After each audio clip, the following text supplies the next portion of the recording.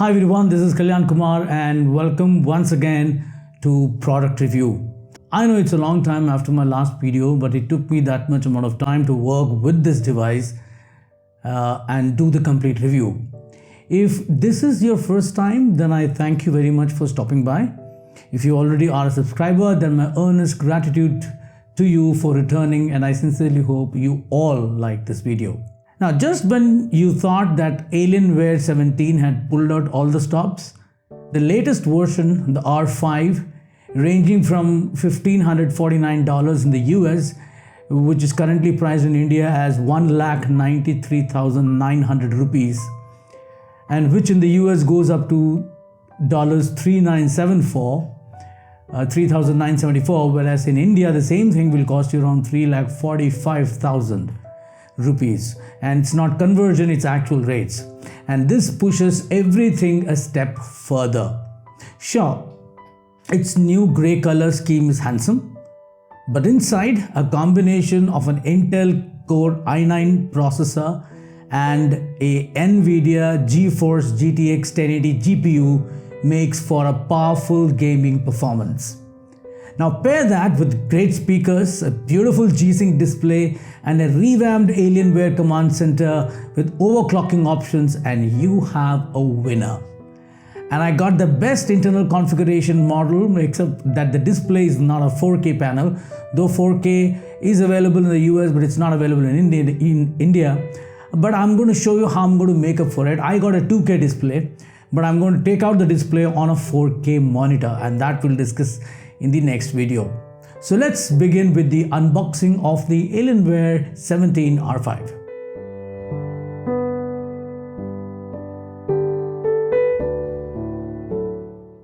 So let me begin by tearing the Korea Blue Dot cardboard box off.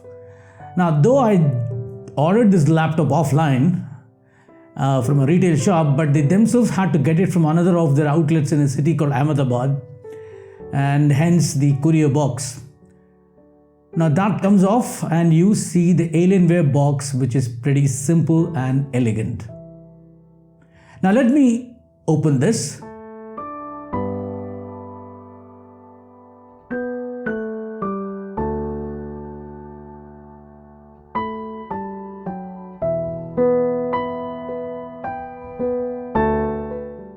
There you see the mammoth laptop. Wow, I can't describe the feeling I have when I see this.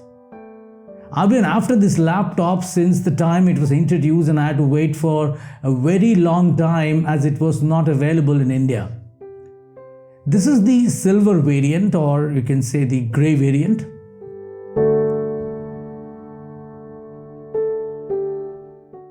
Look at the magnificent 17.3-inch screen. It's a desktop camouflaged as a laptop. When I pick it up, it feels a little lighter than the previous 2013 model which I have, though actually it's not. The keyboard looks perfect, but more on that in a short while. So let's keep this aside for a moment and check out the accessories with it, which are really not much. This is a quick start guide, then some history of Alienware.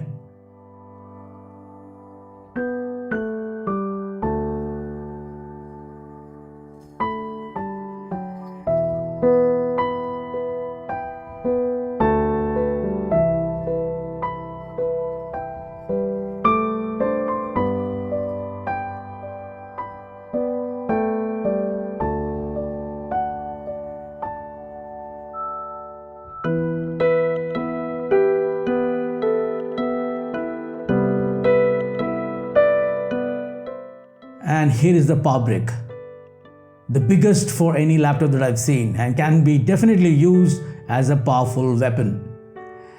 And this is the power cable made specifically for Asian countries. And I'm going to keep the cardboard box safely, as I might need it when I shift my house or something.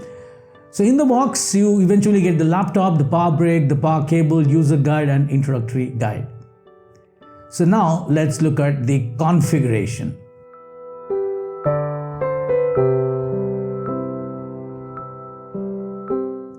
Now this one is a Core i9 8950HK starts with 2.9 gigahertz and it can be overclocked up to even 5 gigahertz. The GPU comes overclocked and it is the NVIDIA GeForce 8GB GTX 1080, which goes from 607 MHz to 1900 MHz. And the RAM is 32 gig DDR4 RAM. Storage is the NVMe SSD 1 terabyte and the 7200 RPM hard drive 1 terabyte. And the wireless is the latest one, 802.11ac. Bluetooth is also the latest one, 4.1. The display is 17.3 inch. It's a 120 Hz refresh rate, 2K panel, G-Sync display, and it is a TN panel. And the ports, well, you got one Thunderbolt 3, one USB 3.0 Type-C, two USB 3.0 Type-A, one HDMI 2.0, one mini display port 1.2, a headphone cum mic and a mic specific port, the Noble lock slot, Ethernet, Alienware graphics amplifier port. Now, in terms of the weight, this one weighs 4.419 kgs and is an additional 1.5 kg if you include the power brick. Dimensions: the length is 16.7 inch and the width, if you may call it, is 13.1 inch, and the height when you close the lid is about 1.18 inches. The webcam is the typical Alienware FHD, but this one comes with a Tobii IR eyes tracking. Besides these, the max display can go up to 4K. Now let's look at the upgrade options.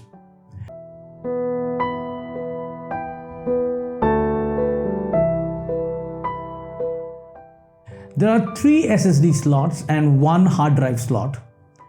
The maximum hard drive support is 1 terabyte of 7200 RPM, which is already installed, but if you want, you can take up any 2.5 inch SSD and replace this hard drive with it. Of the 3 SSD slots, one is already occupied by a 1 terabyte PCIe NVMe up to 32 gigs, which is the maximum you can go for. Of the 2 other slots, one is the PCI 1 NVMe up to 32 Gbps, and that can max go up to 1 terabyte, and this has a size of 2280, and another one of max 1 terabyte of SATA AHCI 6 Gbps, which is 2:4 size. So if you buy the maxed configuration, then you install the 2 terabyte additional SSD storage. There are 2 RAM slots and each can max support 16 gigs, which means you can have a maximum of 32 gig of RAM. Now, what is not known is when and if Dell would make a single stick of 32 gigs, so the total can go up to 64 gigs. Though 32 gig is available in the 17-inch Area 51 laptop. All the desktop computers, including iMac Pros that have a RAM capacity of up to 128 gigs, support them by increasing the RAM slots but keeping the RAM per slot as 16 GB. Now, Samsung is the only company that I know of that has started mass producing 32 gig single stick RAMs, but whether they will be compatible with Alienware is not known. So let's start with the first boot up.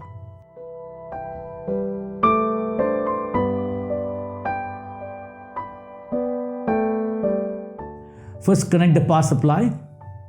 Unlike the older versions of Alienware, there are no LED near the power jack that can indicate that the current is going in, but there is an LED in the power brick that lets you know.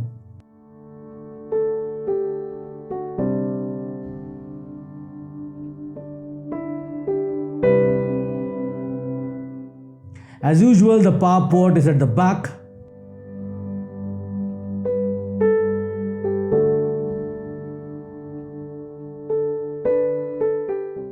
And there is the LED at the Alienware logo to indicate that the power is coming in.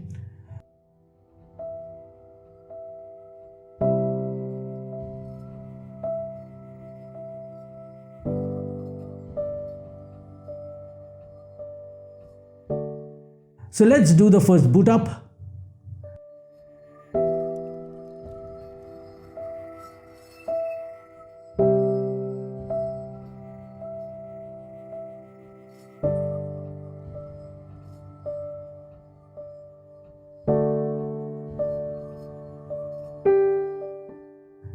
Now some settings to work with initially.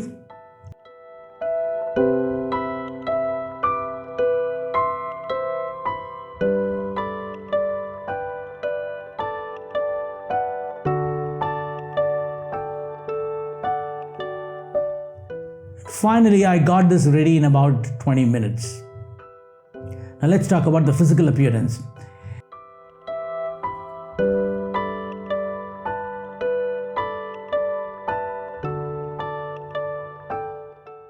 This 4.42 kg laptop is big but attractive, largely mirroring the design of last year's Alienware 17.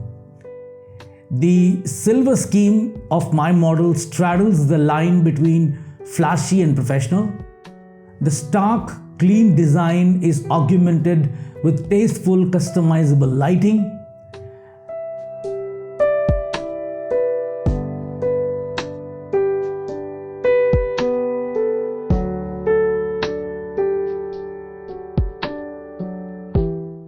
And as I mentioned earlier, the dimensions are 16.7 inch wide, 13.1 inch in depth and 1.1 inch in height when closed. The charger itself weighs about 1.5 kilograms. The slim RGB LED strips accent both side edges of the lid.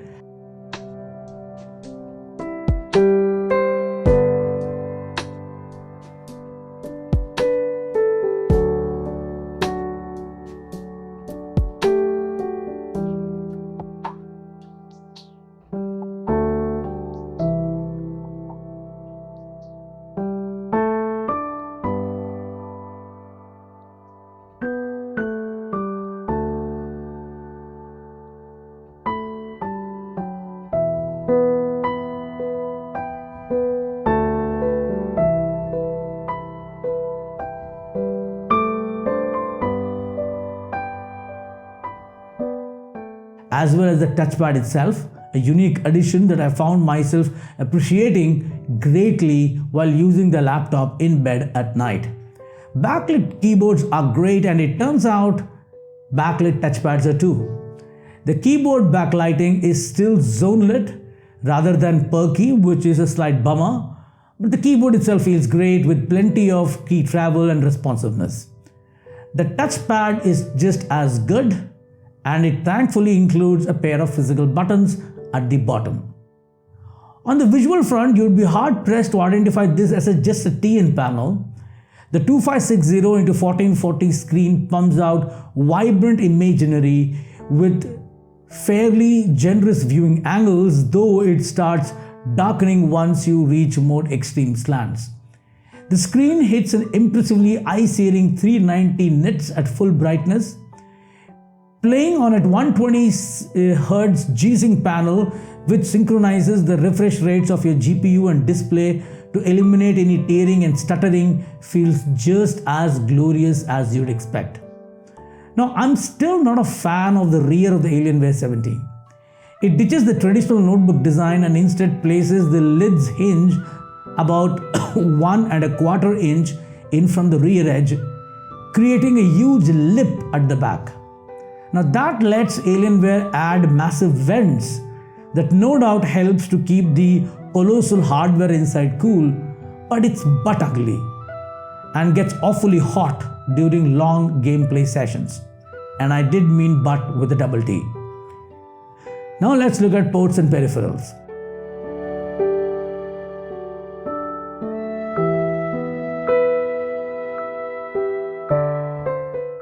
At the back, first up there is the power port.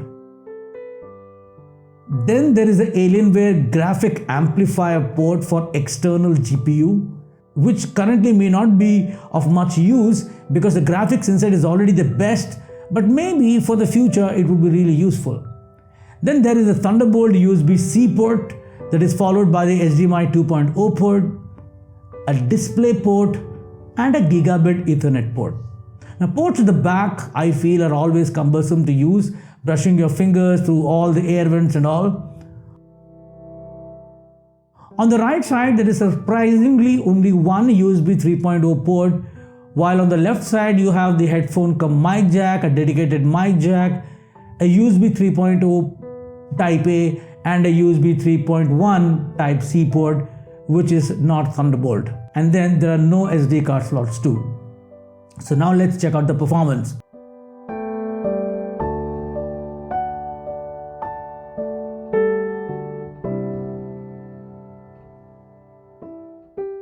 As you saw in the specs, the high-end Alienware 17R5 spares no expense on the internals. The Core i9-8950HK packs the same 6 cores and 12 threads at the 8th Gen Core i7 chips, but at higher clocks that range from 2.8 GHz to 4.8 GHz. The maximum Cinebench score I got after manual overclocking was 2061 on multi-core. This thing cranks, and as an HK series chip, you can crank it even further by overclocking it. The powerful NVIDIA GeForce GTX 1080 graphic comes overclocked and kicks butt out of the box. But only the CPU can be manually overclocked using the Alienware command center. The GPU and the RAM cannot be overclocked, and they can only be done so in the desktop version because they have better cooling. The command center includes a pair of one-click overclock options as well as the ability to create your own profile.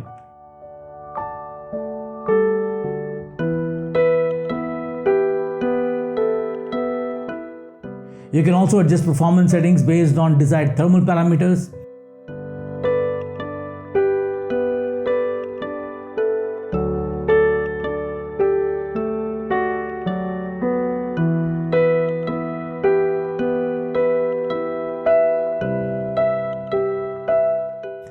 Alienware's app doubles as the command center for the laptop's RGB lighting features. First, go to the Alienware command center, click FX, click on Edit. If you already have colors selected, then just click all zones and all colors will disappear. If you don't have any colors selected, then proceed to the next step. Click on each zone and select the color you want and click outside. Then go to the next zone till you have selected colors for all zones.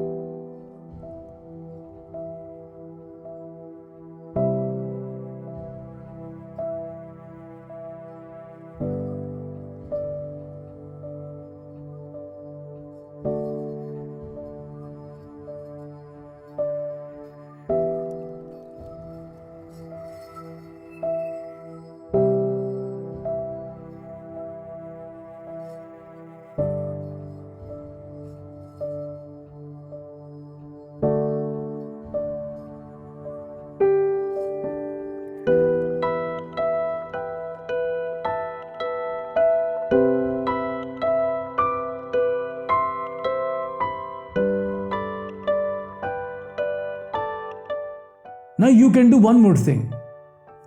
Select any zone and go to the effects, and you can choose morph, which will ask you to select two colors and will smoothly transition between them.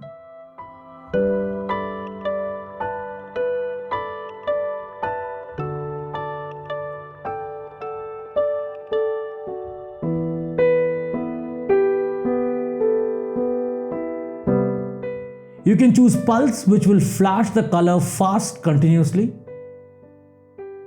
The color option will show you only one selected color.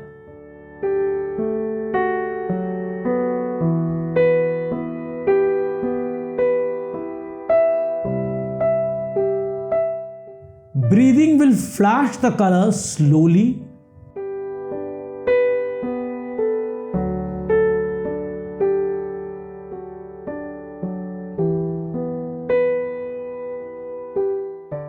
And the last is spectrum, which will transition between all colors.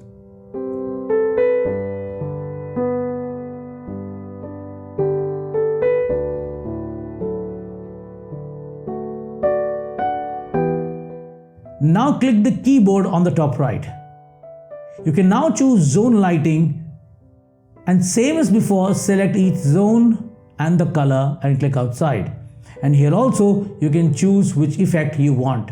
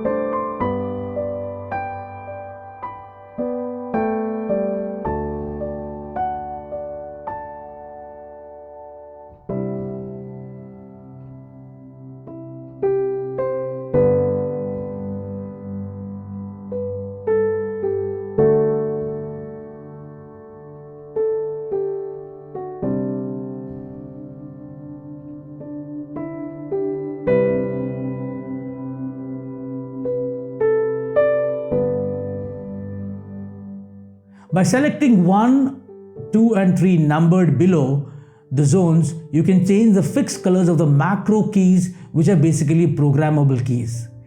You can go to macros and customize the shortcut keys for all the 5 keys that you have. So you don't have to perform tasks where you probably need to press 2 or 3 keys. For example, if you want to do Control C many times, just select one macro key and make it Control C and make another macro key as Control V. So you just need to press one key to copy and one key to paste. This is a very useful feature.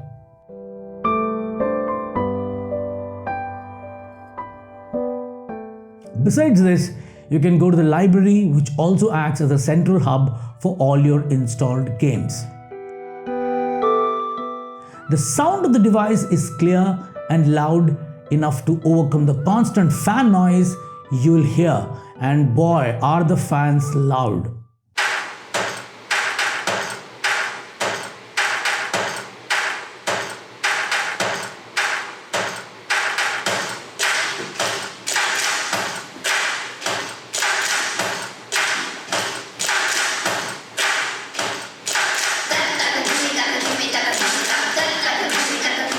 In gaming, this laptop crunches every one of them available. A couple of games I played like Tomb Raider, Shadow of Mordor, Rise of the Tomb Raider was mind-blowing in terms of FPS and fluidity. The Alienware 17 pushes these established games beyond even what its ultra-fast 120Hz screen can pump out. The overclocked GTX 1080 really spreads its wings here. Most modern games are bottlenecked by your GPU rather than the CPU. So a Core i7 laptop with a GTX 1080 will perform in the same general ballpark as a Core i9 laptop with a GTX 1080 in the majority of cases. Now that said, out of the box overclocking and thermal design choices can affect gaming frame rates to a decent degree, as while the older R4 also has a GTX 1080. The new Alienware 17 R5 turns on a solid performance lead over its predecessor. Now I bought this laptop more for video editing because I'm not a big gamer, but I have a lot of videos to edit, and believe me, a complete 4K video editing in Adobe Premiere Pro CC 2019 was stellar. I only had to reduce the resolution during editing to half, and I'm talking about a 4K, and the video could be edited without any proxy. A 30-minute 4K video with several geometry color grades took about the same time as the video duration itself when I rendered at VBR 1 pass.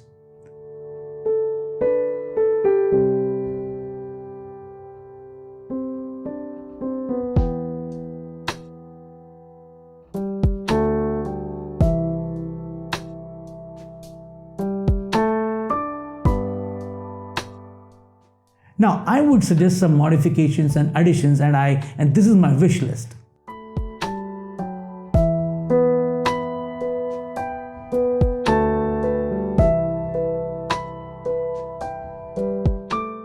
Now, though the R5 seems to pack everything, there are a couple of things I wish added or modified.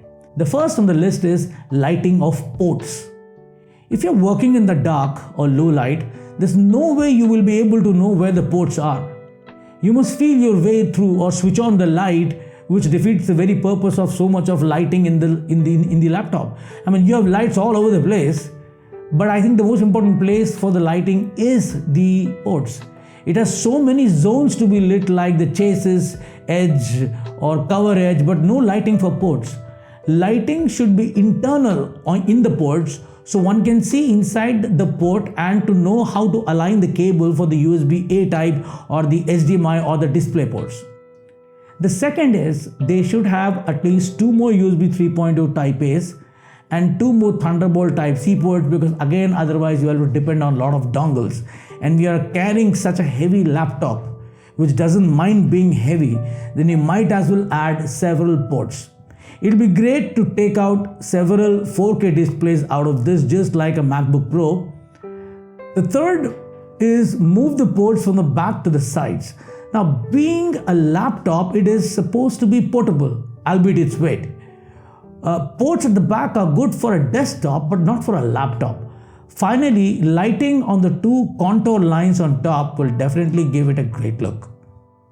And that takes me to the conclusion.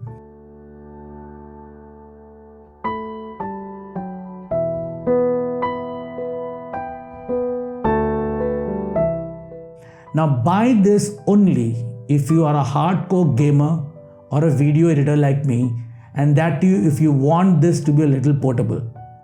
If you absolutely possibly need as much portable performance as possible and are willing to shoulder a big heavy machine in a bag to get it, the Alienware 17 R5 should be near the top of your list. But if you think portability is not something that you're looking for raw power, I would suggest go for an Alienware desktop. In fact, I would not even ask you to go for a customized desktop, go for the Alienware desktop. Combining a Core i9 mobile chip with an overclocked GTX 1080 results in an astounding performance. As a bonus, the Alienware 17's slick, sophisticated aesthetics makes the laptop look more streamlined than it really is.